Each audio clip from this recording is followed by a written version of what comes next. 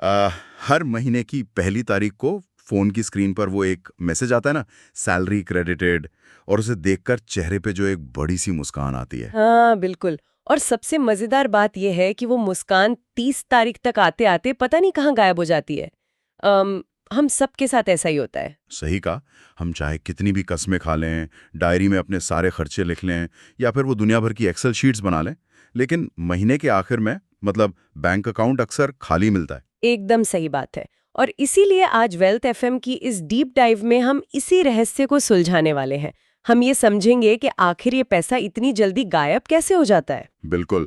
आज की इस गहरी चर्चा में हम उन साइकोलॉजिकल ट्रिक्स पर से पर्दा उठाएंगे जो असल में काम करती हैं। क्या कोई ऐसा जादुई तरीका है कि बिना पता चले हमारी बचत भी हो जाए?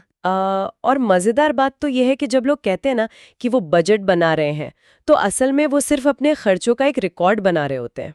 हाँ, वो सिर्फ हिसाब रखते हैं कि पैसा कहाँ गया। बिल्कुल। वो हिसाब तो रखते हैं लेकिन अपनी आदतों को कंट्रोल नहीं कर पाते। तो आज का हमारा मिशन सिर्फ वो बोरिंग आंकड़ों या गणित की बात करना नहीं है।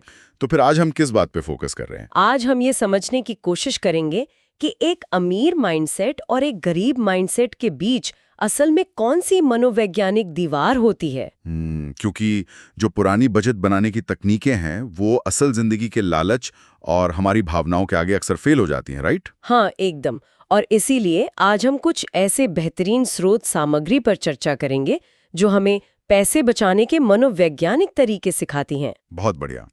हम अक्सर घर की बालकनी में चाय पीते हुए इस बात पे लंबी चर्चा करते हैं ना, कि एक आम इंसान और एक आर्थिक रूप से आजाद इंसान की सोच में क्या बुनियादी फर्क होता है। हाँ, ये हमारा सबसे पसंदीदा टॉपिक है। तो चलिए इसी पहेली से शुरुआत करते हैं।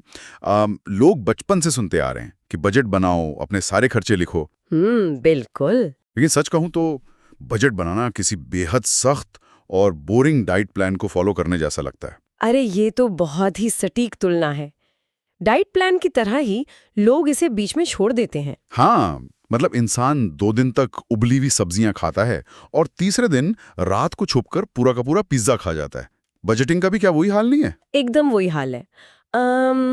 इंसानी दिमाग को पाबंदियां बिल्कुल पसंद नहीं है। राइट। कोई हमें रोके तो हमें चिढ़ोती है। बिल्कुल।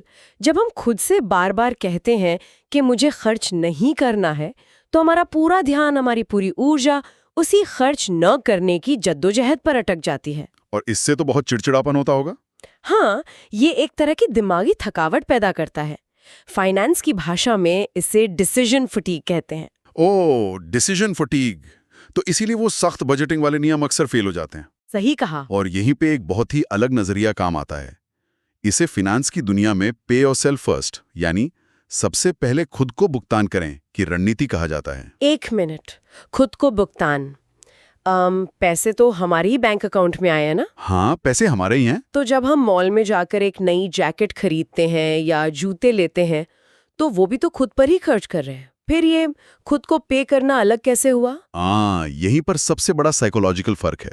अब देखो, आम मानसिकता क्या होती है? क्या होती है? सैलरी आई तो सबसे पहले मकान का किराया दे दिया, बिजली का बिल भर दिया, हाँ गाड़ी की ईएमआई चुका दी, हाँ, और फिर वीकेंड पर बाहर खाना भी खा दिया। बिल्कुल। और उसके बाद महीने के अंत में जो थोड़ा बहुत चिल्लर बच गया उसे सेविंग मान लिया। मतलब वो सबको पे कर रहे हैं, बस अपने खुद के भविष्य को छोड़कर। ओह, ये तो सच में आंखें खोलने वाली बात है। और इसके उलट जो अमीर माइंडसेट वाले लोग होते हैं, वो इसका बिल्कुल उल्टा करते हैं। मतलब वो बिल नहीं भरते क्या? अरे नहीं, बिल तो भरते हैं, लेकिन वो सैलरी आते ही सबसे पहले अपनी तय की हुई बचत या इन्वेस्टमेंट का हिस्सा बाहर निकाल लेते हैं। वो उनका खुद को भुगतान है। और फिर जो पैसा बचता है उसी में वो अपने पूरे महीने का खर्च एडजस्ट करते हैं। एकदम सही। और ये तरीका चमत्कार की तरह काम करता है। अगर मैं इसे अपनी वो पिज्जा वाले उपमा से ही समझाऊं तो ये बिल्कुल ऐसा है जैसे डाइनिंग टेबल पर मेहमानों के सामने पिज्जा रखने से पहले ही अपने हिस्से का एक स्लाइस चुपचाप निकालकर फ्रिज में छिपा देना। क्या बात है, बहुत ही बेहतरीन उदाहरण है। है ना? ताकि बाद में कोई और, यानी हमारे फालतू खर्चे उसे ना खा सकें। क्योंकि अगर वो पिज्जा टेबल पर पड़ा रहा तो लाजमी है कि वो खत्म होना ही है। बिल्कुल। वो जो पिज्जा का स्लाइस फ्रिज में छिपा दिया गया है, वही असल में अदृश्य बचत या इनविजिबल सेविंग्स है। हाँ, क्योंकि अगर पैसा आंखों के सामने रहेगा तो दिमाग उसे खर्च करने के 1000 बहाने ढूंढ ही लेगा। एकदम सही। अब सवाल ये आता है कि इस सिद्धांत को हम अपनी रोजमर्रा की जिंदगी में लागू कैसे करें। हाँ, प्रैक्टिकली ये कैसे होगा? इसके लिए हमारे स्रोत सामग्री में 3 बहुत ही मजबूत और प्रैक्टिकल रणनीतियां दी गई हैं, जिसमें से पहली रणनीति है ऑटोमेशन। ऑटोमेशन।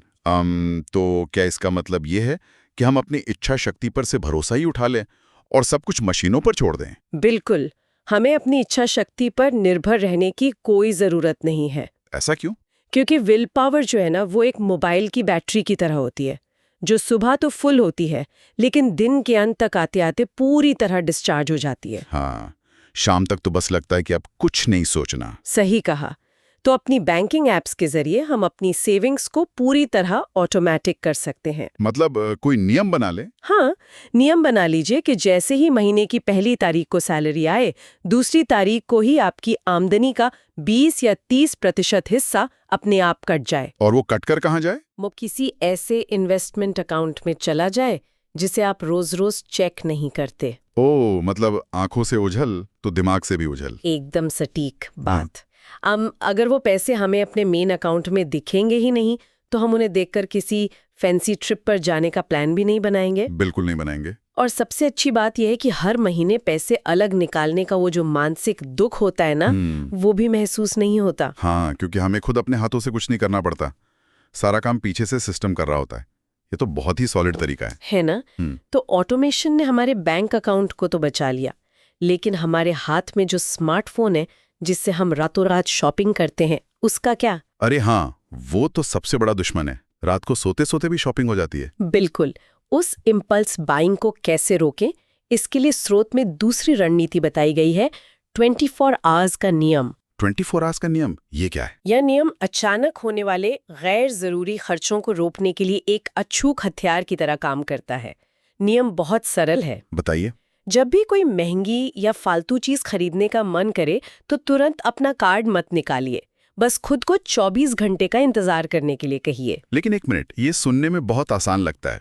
आसान नहीं है। असल जिंदगी में जब किसी शॉपिंग ऐप पर लिमिटेड टाइम ऑफर का लाल रंग का बैनर ब्लिंक कर रहा होता है, तब खुद को रोकना बहुत मुश्किल होता है। हाँ, वो प्रेशर बनाते हैं। या फिर मान लीजिए वीकेंड पर रात के 11 बजे किसी OTT प्लेटफॉर्म का नया महंगा सब्सक्रिप्शन लेने की इच्छा होती है। तो क्या सच में 24 घंटे रुकने से लोग खरीदारी का इरादा बदल देते हैं? ये बहुत अच्छा सवाल है। कई बार तो मन करता है कि बस अभी खरीद लो वरना सेल खत्म हो जाएगी, राइट? बिल्कुल, वो एक डर सा बैठ जाता है कि मौका हाथ से निकल जाएगा। और मार्केटिंग कंपनियां भी ठीक यही चाहती हैं। जब हम ऑनलाइन कोई सेल या खूबसूरत चीज देखते हैं तो हमारे दिमाग में डोपामीन नाम का एक केमिकल रिलीज होता है। अच्छा, तो ये सारा खेल केमिकल्स का है? बिल्कुल, ये केमिकल हमें तुरंत मिलने वाली खुशी का लालच देता है। उस वक्त हमारा लॉजिकल दिमाग, जिसे प्रीफ्रंटल कॉर्टेक्स कहते हैं, वो एक तरह से सो रहा होता है और हमारी भावना वाला हिस्सा हावी रहता है। एकदम सही। लेकिन 24 घंटे का इंतजार करने से वो डोपामीन का तूफान शांत हो जाता है। ओह, तो 24 घंटे बाद जब हम उसी चीज को देखते हैं? हाँ, अगले दिन जब हम उसी चीज को देखते हैं तो हमारा लॉजिकल दिमाग वापस कंट्रोल में आ चुका होता है। और तब हमें एहसास होता है कि शायद हमें उस चीज की असल में कोई जरूरत थी ही नहीं। बिल्कुल, अक्सर हम यही पाते हैं। यानी 24 घंटे की देरी हमारी जेब के लिए एक बहुत भारी बचत बन सकती है। फियर ऑफ मिसिंग आउट, या जिसे फोमो कहते हैं, उसके जाल से बचने का ये बड़ा ही वैज्ञानिक तरीका है। एकदम सही पकड़ा आपने। अब आते हैं तीसरी रणनीति पर, जो हर उस इंसान की जिंदगी से जुड़ी है जो नौकरी करता है। वो क्या है? जब किसी का प्रमोशन होता है या इनकम अचानक से बढ़ती है, तब क्या होता है? पैसा तो तब भी नहीं बचता ना। हाँ, ये तो है। आमदनी अठन्नी और खर्चा रुपए वाली बात हो जाती है। फाइनेंस की भाषा में इस रहस्यमयी बीमारी को लाइफस्टाइल क्रीप कहा जाता है। लाइफस्टाइल क्रीप, ये नाम तो बड़ा अजीब है। अजीब है, लेकिन ये बहुत ही खामोशी से हमारी जिंदगी में घुसपैठ करता है। होता ये है कि जैसे जैसे हमारी आमदनी बढ़ती है, हमारे शौक और खर्चे भी उसी रफ्तार से बढ़ने लगते हैं। बल्कि मुझे तो लगता है कि खर्चे आमदनी से भी तेज रफ्तार से बढ़ते हैं। सही कहा।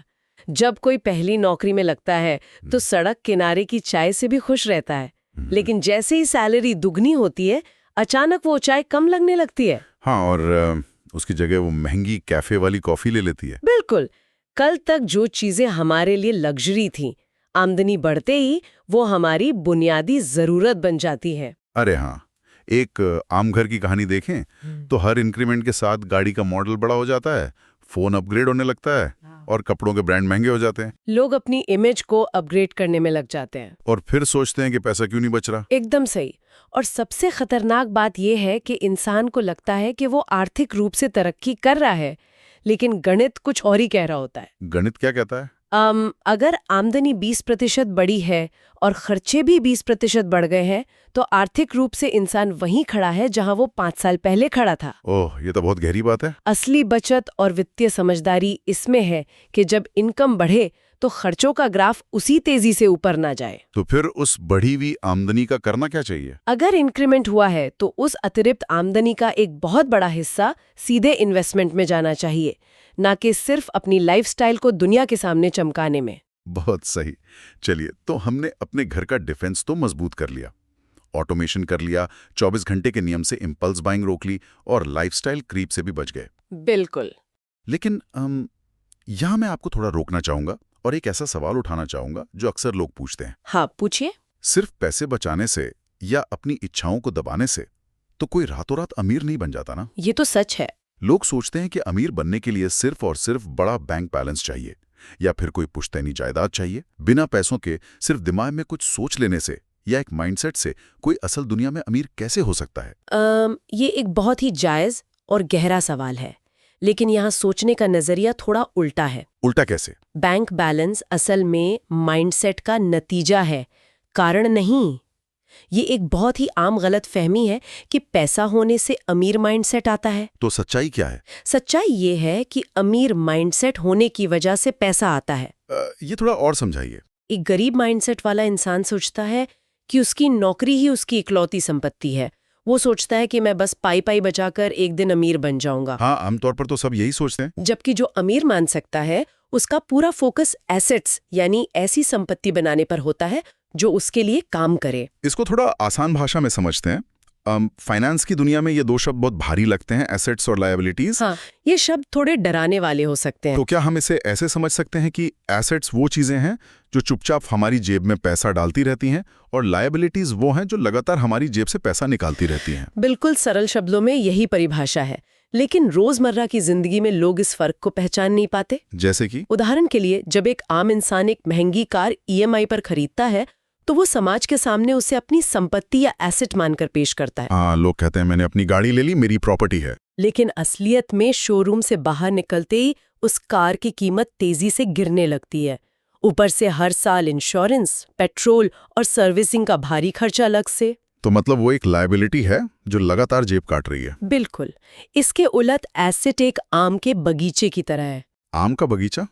ये उपमा बड़ी दिलचस्प है। हाँ, क्योंकि जब आप आम का पेड़ लगाते हैं तो शुरुआत में वो आपसे सिर्फ मेहनत, समय और खाद पानी मांगता है। और वो तुरंत कोई फल भी तो नहीं देता। एकदम सही।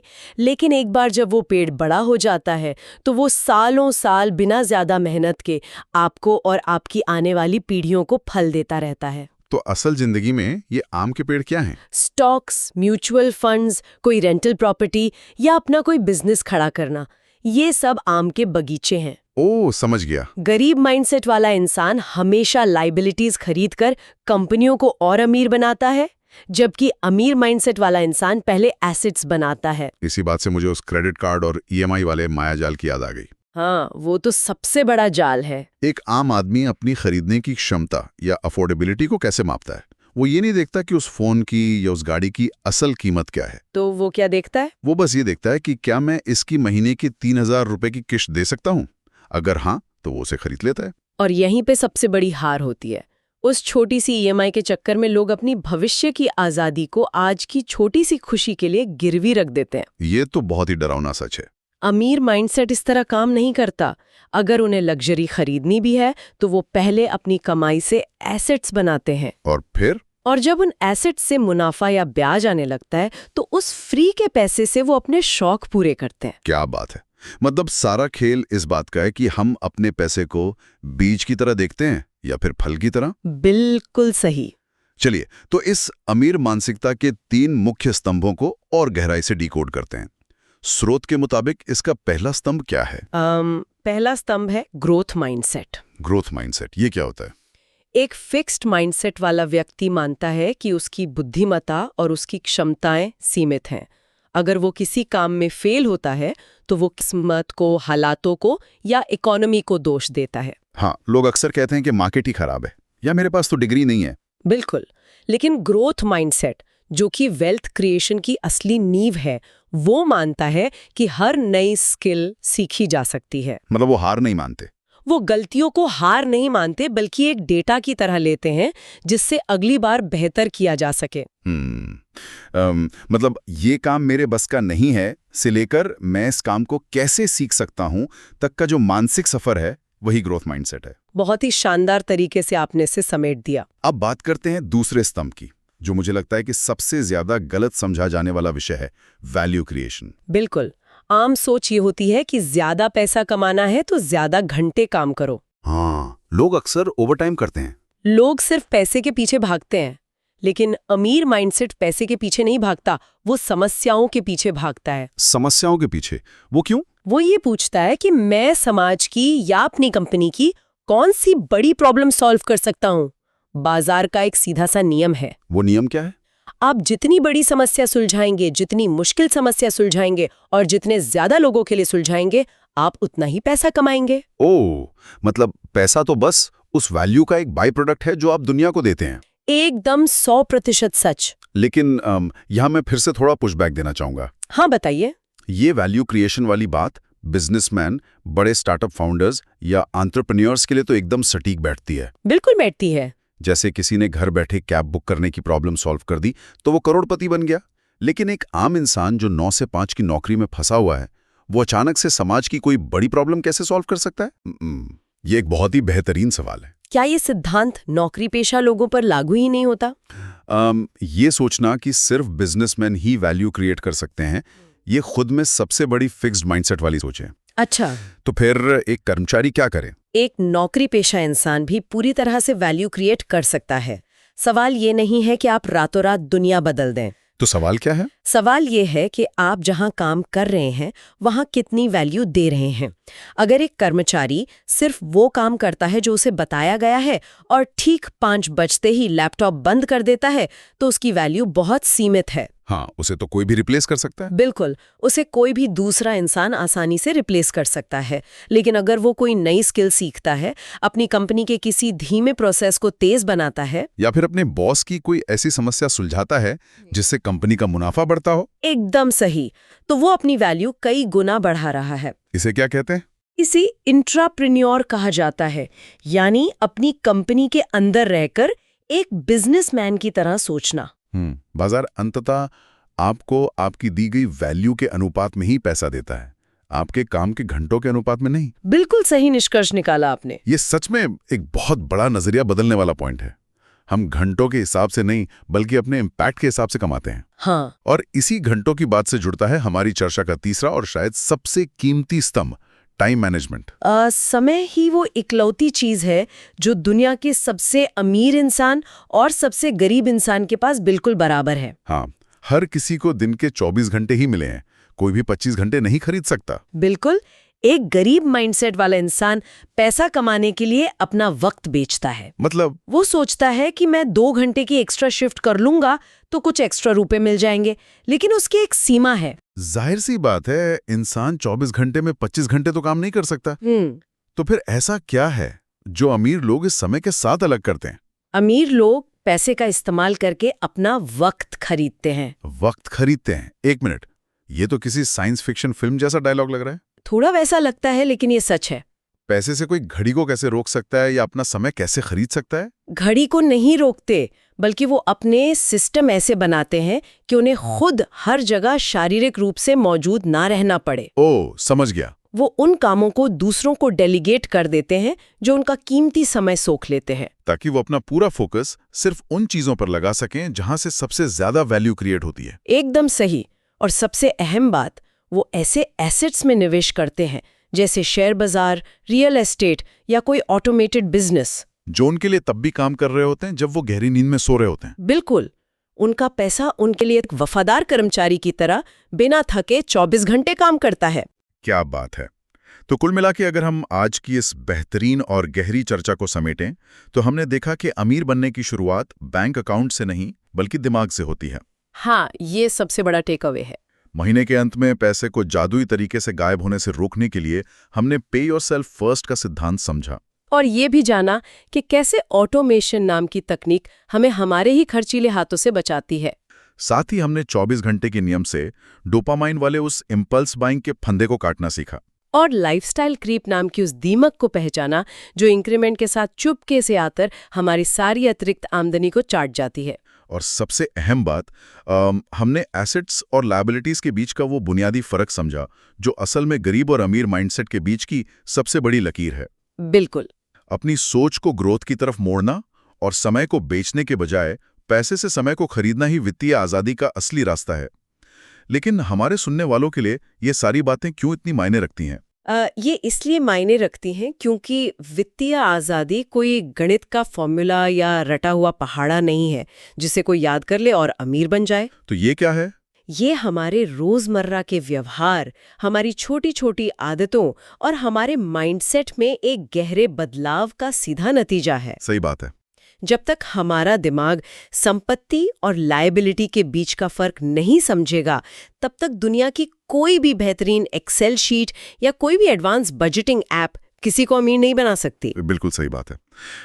रोजमर्रा की भागदौड़ में हम अक्सर इन मनोवैज्ञानिक ट्रिक्स को नजरअंदाज कर देते हैं, लेकिन यही वो छोटी छोटी चीजें हैं जो लॉन्ग टर्म में सबसे बड़ा इम्पैक्ट डालती हैं। और इसी बात से जुड़ा एक बहुत ही गहरा सवाल है जो मैं सभी सुनने वालों के लिए छोड़कर जाना चाहती हूँ। बिल्कुल, बताइए। आज हमने बात की कि कैसे अमीर लोग पैसे से अपना समय खरीदते हैं, लेकिन जरा सोचिए, जब हम खराब वित्तीय आदतों का शिकार होते हैं, जब हम EMIs और क्रेडिट कार्ड के भारी भरकम बिल भरने की चिंता में रातों की नींद खराब करते हैं, तो उस मानसिक तनाव में क्या होता है? तो उस मानसिक तनाव में, उस पैसों की चिंता में जो समय हम हर रोज बर्बाद करते हैं, उसकी असली कीमत क्या है? ओह, ये तो सच में सोचने वाली बात है। क्या ऐसा तो नहीं कि हम अनजाने में अपने जीवन के सबसे कीमती एसेट यानी अपने सीमित समय को सिर्फ लायबिलिटीज की चिंता करने में फूंक रहे हैं, बजाय इसके कि हम उस समय और पैसे से अपनी असली आज़ादी खरीदें? यह एक ऐसा विचार है जो सच में देर तक जहन में गूंजता रहेगा। क्या हम झूठे शौक पालने के चक्कर में अपना सबसे कीमती वक्त तो नहीं गंवा रहे? यही सोचने वाली बात है। इस सवाल पर जरूर गहराई से विचार कीजिएगा। आज के वेल्थ FM के इस डीप डाइव में हमारे साथ इस सफर पर चलने के लिए बहुत बहुत शुक्रिया। और कल फिर हाजिर होंगे एक नए और दिलचस्प विषय के साथ, ताकि हम सब मिलकर थोड़ा और बेहतर सीख सके। तब तक के लिए अपना ख्याल रखें और समझदारी से निवेश करते रहें। बिल्कुल, अपनी सोच को हमेशा ग्रोथ और वैल्यू क्रिएशन की तरफ रखें। विदा।